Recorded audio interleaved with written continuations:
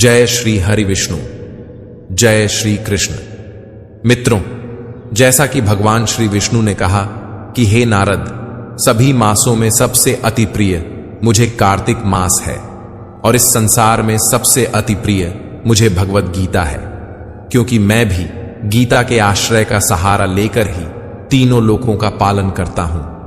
हे नारद, जो कोई भी मनुष्य मेरे इस अति प्रिय कार्तिक मास में भगवत गीता का पठन या श्रवण भी करता है तो मैं उसके समस्त पापों को नष्ट कर देता हूं।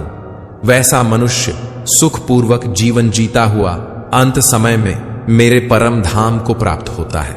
तो मित्रों, भगवान श्री विष्णु की इन्हीं बातों से प्रेरित होकर अब तक हमने गीता के 3 अध्यायों का बहुत ही सरल शब्दों में श्रवण कर लिया है। अब इसी श्रृंखला को आगे बढ़ाते हुए आज हम आपके लिए लेकर आए हैं श्रीमद् भगवत गीता का अध्याय 4। जो भी मित्र गीता के पहले 3 अध्यायों का श्रवण नहीं कर पाए हैं वो डिस्क्रिप्शन में दिए हुए लिंक पर क्लिक कर वीडियो देख सकते हैं। तो चलिए मित्रों, आज के इस वीडियो में सुनते हैं भगवत गीता का अध्याय 4।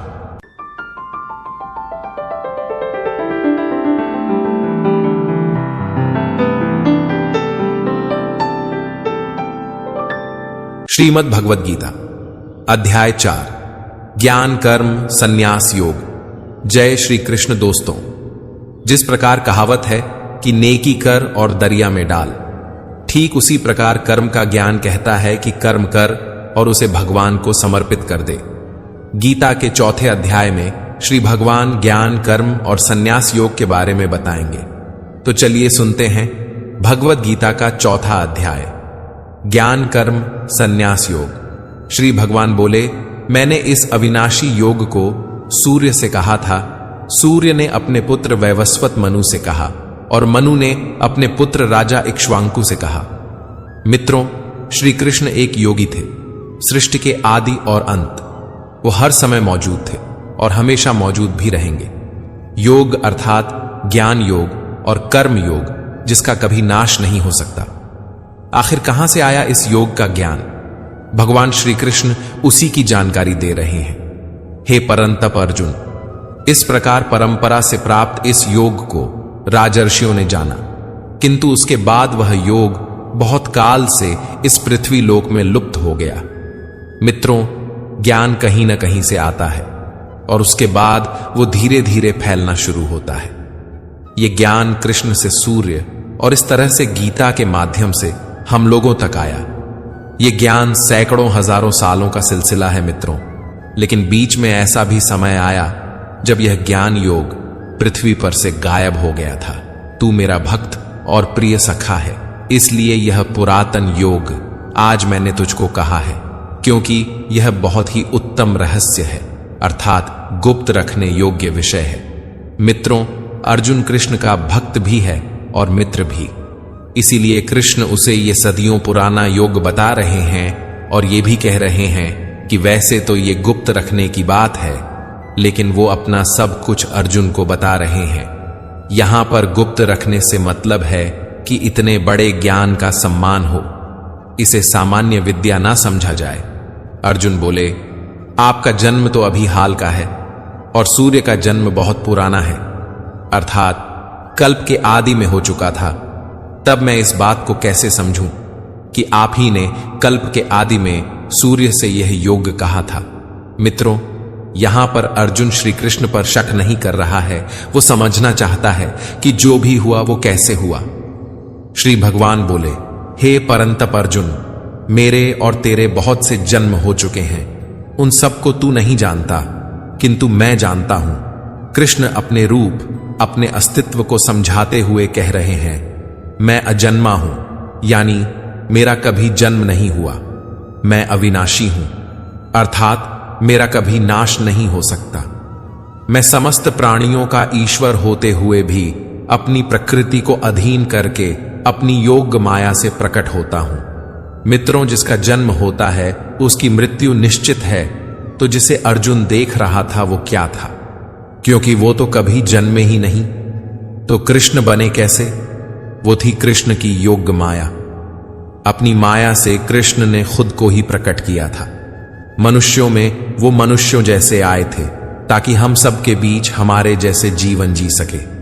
हे भारत, जब जब धर्म की हानि और अधर्म की वृद्धि होती है तब तब मैं अपने रूप को रचता हूं, अर्थात साकार रूप से लोगों के सम्मुख प्रकट होता हूं। मित्रों, हर काल में धर्म का नाश होता है, यानी कि अधर्म पाप बढ़ने लगता है। तब किसी न किसी की जरूरत पड़ती है मित्रों कि कोई आए और सब कुछ ठीक करे। जब जब धर्म खतरे में आता है तब तब कृष्ण अपना एक नया रूप रचते हैं और हमारे बीच में प्रकट होते हैं, और इसी प्रकट होने को ही अवतार कहते हैं। श्री कृष्ण कहते हैं, साधु पुरुषों का उद्धार करने के लिए, पाप कर्म करने वालों का विनाश करने के लिए और धर्म की अच्छी तरह से स्थापना करने के लिए मैं युग युग में प्रकट हुआ करता हूं। साधु का उद्धार यानी भला और पापियों को खत्म करना ही धर्म की रक्षा करना है। आपको लगता होगा दोस्तों कि आज की इस दुनिया में बिना बेईमानी के जीना संभव ही नहीं, क्योंकि हर कोई तो पाप करने पर उतारू है। मित्रों, सच्चाई की राह छोड़कर गलत कर्म करना ही अधर्म है और श्री कृष्ण अधर्म को खत्म करते हैं। हे अर्जुन, मेरे जन्म और कर्म दिव्य हैं, अर्थात निर्मल और अलौकिक हैं। इस प्रकार जो मनुष्य इस तत्व को अच्छे से जान लेता है वह शरीर को त्याग कर फिर जन्म को प्राप्त नहीं होता, किंतु मुझे ही प्राप्त होता है।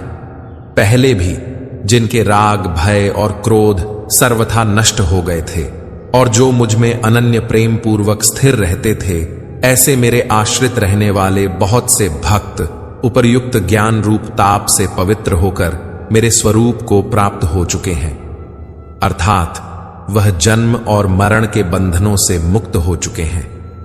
हे अर्जुन, जो भक्त मुझे जिस प्रकार भजते हैं मैं भी उनको उसी प्रकार भजता हूं, क्योंकि सभी मनुष्य सब प्रकार से मेरे ही मार्ग का अनुसरण करते हैं। मित्रों, श्री कृष्ण यहां पर कितनी बड़ी बात कह रहे हैं। जो उनको भजते हैं, कृष्ण वापस से उनको उसी प्रकार भजते हैं। कहने का अर्थ है कि जो कृष्ण के स्वरूप को, उनके ज्ञान को और उनकी कही बातों को अच्छे से समझ जाता है, वो एक तरह से कृष्ण में मिल जाता है। यहां भजने से मतलब पूजा पाठ या आरती नहीं समझ लीजिएगा मित्रों। सच्चे अर्थों में भगवान को भजने का मतलब है उसकी कही बातों पर चलना। श्री कृष्ण कहते हैं, इस मनुष्य लोक में कर्मों के फल को चाहने वाले लोग देवताओं का पूजन किया करते हैं, क्योंकि उनको कर्मों से उत्पन्न होने वाली सिद्धि शीघ्र मिल जाती है। मित्रों, जो लोग कृष्ण के कहे अनुसार कर्म करते हैं और साथ में देवताओं की पूजा करते हैं, उन्हें उनके कर्मों के फल जल्दी मिल जाते हैं। ब्राह्मण, क्षत्रिय, वैश्य और शूद्र, इन 4 वर्णों का समूह गुण और कर्मों के अनुसार मेरे द्वारा रचा गया है। इस प्रकार उस सृष्टि रचनादि कर्म का कर्ता होने पर भी मुझ अविनाशी परमेश्वर को तू वास्तव में अकर्ता ही जान। मित्रों, जिसे हम जात या जाति कहते हैं वो आपके गुण और कर्मों पर निर्भर करती है मित्रों, जन्म पर नहीं। हो सकता है कि आपका जन्म एक अच्छे घर में हुआ हो, आपके माता और पिता अच्छे इंसान हो, लेकिन अगर आप धूर्त हैं, झूठे हैं या गलत काम करते हैं तो क्या आपको भी सच्चा और अच्छा कहा जाएगा? बिल्कुल नहीं मित्रों। हे अर्जुन, कर्मों के फल में मेरी स्पृहा नहीं है, इसीलिए मुझे कर्म लिप्त नहीं करते। यहां श्री भगवान के कहने का भाव है कि कर्म करो, लेकिन फल की इच्छा से नहीं, बस अपना कर्म करते जाओ और आगे बढ़ते जाओ। श्री कृष्ण आगे अर्जुन को बताते हैं कि पूर्व काल में पूर्वजों ने भी इस प्रकार मेरे बताए अनुसार ही कर्म किए हैं और मोक्ष को प्राप्त हुए हैं। इसलिए अगर तू भी मोक्ष को पाना चाहता है तो पूर्वजों द्वारा सदा से किए जाने वाले कर्मों को ही कर। कर्म क्या है और अकर्म क्या है, इस प्रकार इसका निर्णय करने में बुद्धिमान पुरुष भी मोहित हो जाते हैं। इसलिए वह कर्म तत्व मैं तुझे भली भांति समझाकर कहूंगा, जिसे जानकर तू अशुभ से अर्थात कर्म बंधन से मुक्त हो जाएगा। मित्रों, यहां श्री भगवान बताएंगे कि सही में कर्म क्या है। श्री कृष्ण कहते हैं, कर्म का स्वरूप भी जानना चाहिए और अकर्म का स्वरूप भी जानना चाहिए तथा विकर्म का स्वरूप भी जानना चाहिए। जो मनुष्य कर्म में अकर्म देखता है और जो अकर्म में कर्म देखता है, वह मनुष्यों में बुद्धिमान है और वह योगी समस्त कर्मों को करने वाला है। यहां श्री भगवान का भाव है कि जो मनुष्य कर्म तो करता है लेकिन उस कर्म में अकर्म को देखता है, अर्थात ये नहीं सोचता है कि मैं ही करता हूं, वह फल की इच्छा नहीं रखता। सही मायने में वैसा बुद्धिमान पुरुष योगी के समान है। कृष्ण कर्म को आगे समझाते हुए कहते हैं कि हे अर्जुन, जिसके संपूर्ण कर्म बिना कामना और संकल्प के होते हैं तथा जिसके समस्त कर्म ज्ञान रूप अग्नि के द्वारा भस्म हो गए हैं, अर्थात जो कर्मों के बंधन से मुक्त हो चुके हैं, जिन्हें परमात्मा की प्राप्ति हो गई है, उस महापुरुष को ज्ञानी जन भी पंडित कहते हैं। दोस्तों, सीधी भाषा में इसे ऐसा समझिए कि कर्म करना है और उसे भूल जाना है, लेकिन कौन सा कर्म? शास्त्र विहित कर्म, अर्थात जिस कर्म को शास्त्र ठीक बताएं, जिसमें धर्म का पालन हो, जिसमें आपका कर्तव्य समाहित हो। जो पुरुष समस्त कर्मों में और उनके फल में आसक्ति का सर्वथा त्याग करके संसार के आश्रय से रहित हो गया है और परमात्मा में नित्य तृप्त है, उसके लिए भगवान की भक्ति के अलावा और कोई कर्म नहीं रह जाता है। अर्थात वह कर्म करते हुए भी वास्तव में कुछ भी नहीं करता। जिसने अपने मन और इंद्रियों को जीत लिया है और जिसने समस्त भोगों की सामग्री का परित्याग कर दिया है, ऐसा आशा रहित पुरुष केवल शरीर संबंधी कर्म करता हुआ भी पापों को नहीं प्राप्त होता है। जिसको बिना मांगे जो मिले उसी में संतुष्ट रहता है, जो न किसी से ईर्ष्या करता है और न द्वेष, जो सुख दुख को एक समान भाव से देखता है, ऐसा मनुष्य कर्म योगी कहलाता है। कर्म योगी की परिभाषा को समझाते हुए श्री कृष्ण बता रहे हैं कि योगी को जो भी बिना इच्छा के मिल जाता है वो उसी में संतुष्ट रहता है। जो किसी से जलन नहीं रखता कि उसके पास मुझसे ज्यादा पैसा या जमीन जायदाद है, जो हार या जीत, सुख और दुख इन सब में एक जैसा महसूस करता है, वही असली कर्मयोगी है। जिसकी आसक्ति सर्वथा नष्ट हो गई है, जो अपने देह पर अभिमान नहीं करता और जो ममता से रहित हो गया है, जिसका चित्त निरंतर परमात्मा के ज्ञान में स्थित रहता है, वैसा कर्म योगी अपना कर्म यज्ञ की तरह करता है और मोक्ष को प्राप्त होता है।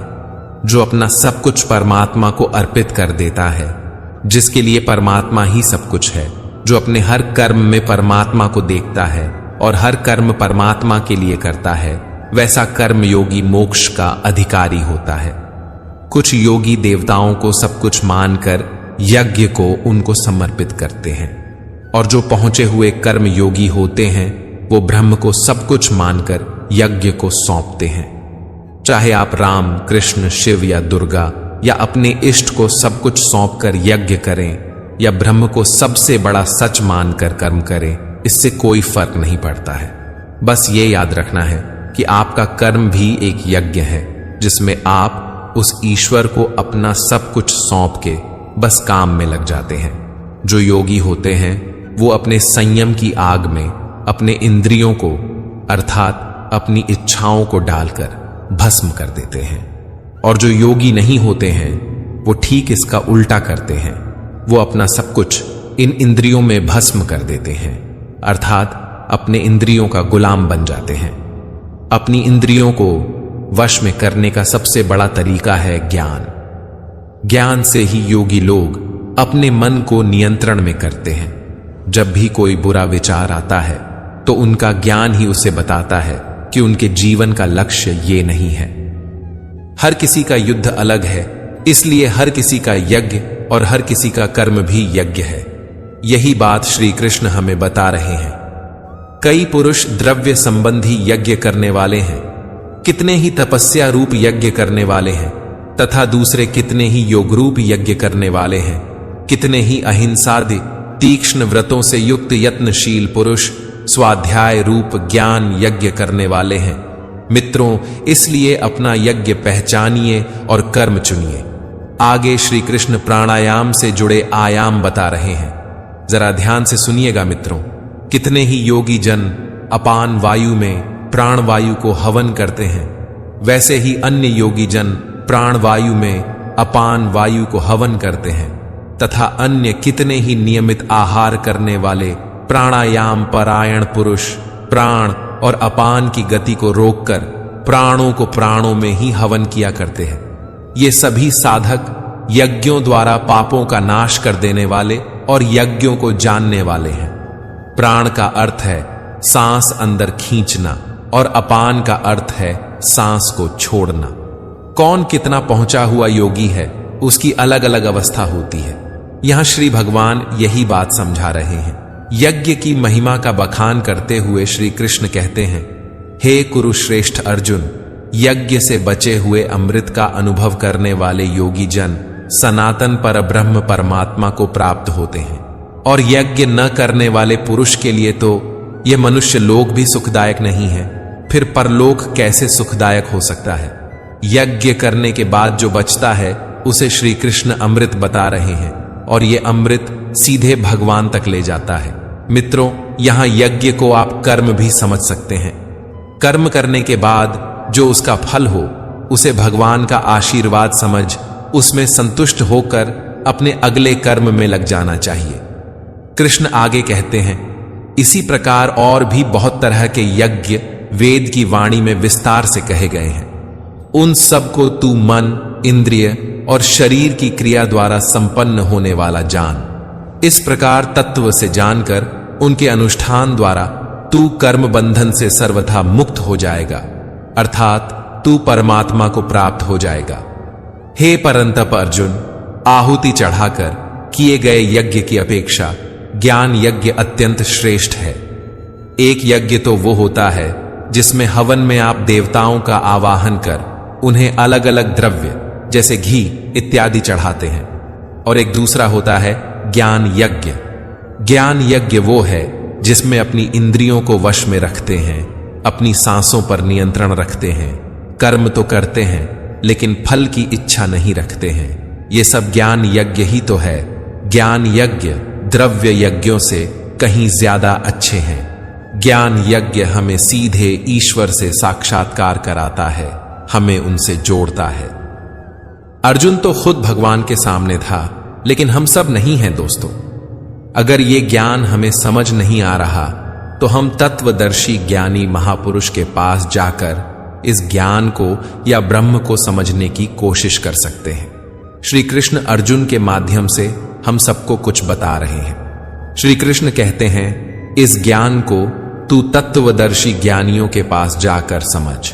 उनको भली भांति दंडवत प्रणाम करने से, उनकी सेवा करने से और कपट त्याग कर सरलता पूर्वक प्रश्न करने से वे परमात्मा तत्व को भली भांति जानने वाले ज्ञानी महात्मा तुझे उस तत्व ज्ञान का उपदेश देंगे, जिसको जानकर फिर तू इस प्रकार मोह को नहीं प्राप्त होगा, तथा हे अर्जुन, उस ज्ञान को प्राप्त करके उस पर अमल करके तू परमात्मा को प्राप्त हो जाएगा। यदि तू अन्य सब पापियों से भी अधिक पाप करने वाला है तो भी तू ज्ञान रूप नौका द्वारा परमात्मा की भक्ति करके पाप रूपी समुद्र से तर जाएगा।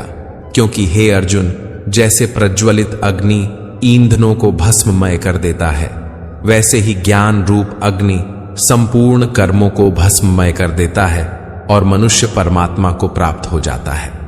मित्रों, ईंधन को जब आप आग में डालते हैं तो ईंधन बचता नहीं बल्कि आग बन जाता है। उसी तरह से जब ज्ञान आपको प्राप्त हो जाता है, जब आप ज्ञानी बन जाते हैं तो आपके कर्म भी खत्म हो जाते हैं। यहां पर कर्मों के खत्म होने का मतलब ये नहीं है कि आप कर्म करना छोड़ देते हैं। इसका मतलब है कि आप कर्मों के बंधन से छूट जाते हैं। कर्म करते हैं उसे कर्तव्य मानकर, न कि उसके फल के लिए। यही तो ज्ञान है जिसे हम सबको जानना चाहिए। इस संसार में ज्ञान के समान पवित्र करने वाला निसंदेह कुछ भी नहीं है। उस ज्ञान को कितने ही काल से कर्म योग के द्वारा मनुष्य अपनी मृत्यु के पश्चात अगले जन्म में अपने आप ही आत्मा में पा लेता है और वह मनुष्य फिर से कर्म योग में लग जाता है। अर्थात ज्ञान कभी नष्ट नहीं होता है। जिसने अपनी इंद्रियों को जीत लिया है वह मनुष्य ज्ञान को प्राप्त होता है और भगवान की प्राप्ति कर परम शांति को प्राप्त हो जाता है। विवेकहीन और श्रद्धा रहित और संशय युक्त मनुष्य इस ज्ञान को कभी प्राप्त नहीं कर पाता है। ऐसे संशय युक्त मनुष्य के लिए न यह लोक है, न परलोक है और न ही सुख है। हे धनंजय, जिसने कर्मयोगी की विधि से समस्त कर्मों को परमात्मा में अर्पण कर दिया है और जिसने विवेक द्वारा समस्त संशयों